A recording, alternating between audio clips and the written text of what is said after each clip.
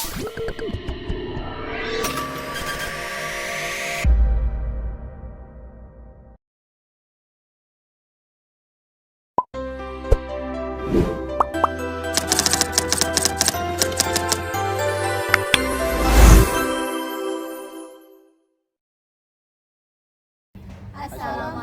warahmatullahi wabarakatuh.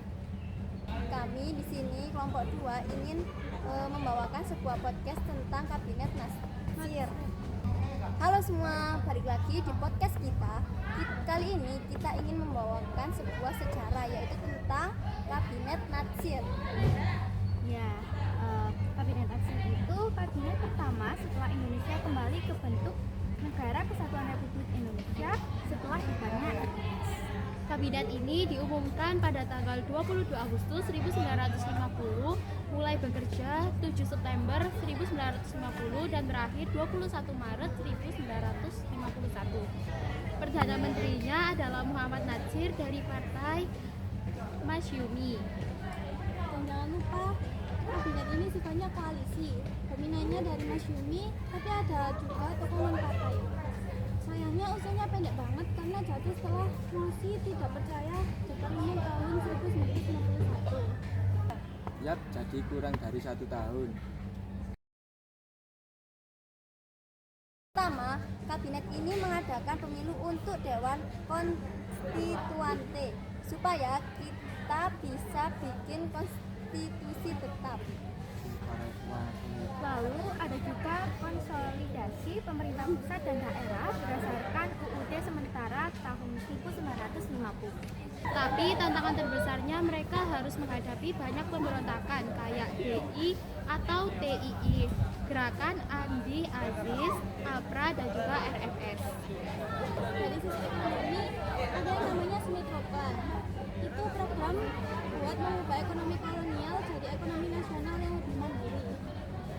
Kalau di bidang luar negeri, kabinet ini mendorong penyelesaian konflik Irian Barat sama Belanda, menerapkan politik luar negeri bebas aktif dan bahkan berhasil bikin Indonesia masuk PBB.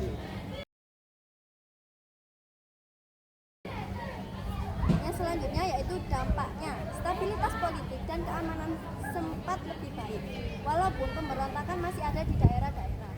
Ekonomi nasional juga mulai berkembang lewat program Sumitra. Dan yang terpenting, terbentuknya Dewan Konstituante sebagai langkah maju menuju konstitusi tetap. Tapi ya sayangnya, masalah di Irian Barat belum juga terselesaikan. Dan jauhnya kabinet karena mosi tidak berdaya menunjukkan kalau politik di masa demokrasi liberal waktu itu masih labil banget. Kelebihannya, anggota kabinet ini banyak yang profesional dan teknokrat. Terus berhasil mendorong Indonesia masuk PBB. Juga mulai menggeser ekonomi kolonial ke ekonomi nasional. Dan menjaga demokrasi melalui pemilu dan konstitusi. Tapi kekurangannya, masa jabatannya singkat banget, banyak program nggak tuntas, pemberontakan nggak bisa ditangani maksimal, masalah Irian Barat gagal diselesaikan, dan konflik politik antar partai bikin kabinet ini tumbang. Jadi bisa dibilang kabinet Natsir ini punya kontribusi besar, tapi juga menghadapi tantangan yang besar. Betul, kabinet ini kayak fondasi awal buat jalannya demokrasi liberal di Indonesia. Walaupun singkat, tapi pengaruhnya lumayan kerasa ya. Iya, terutama di bidang ekonomi dan politik di luar negeri. Oke deh, segitu dulu obrolan kita, semoga bermanfaat dan makin bikin kalian semangat belajar sejarah.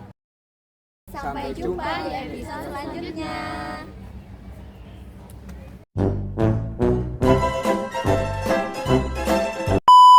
Ini mengakhiri pertama.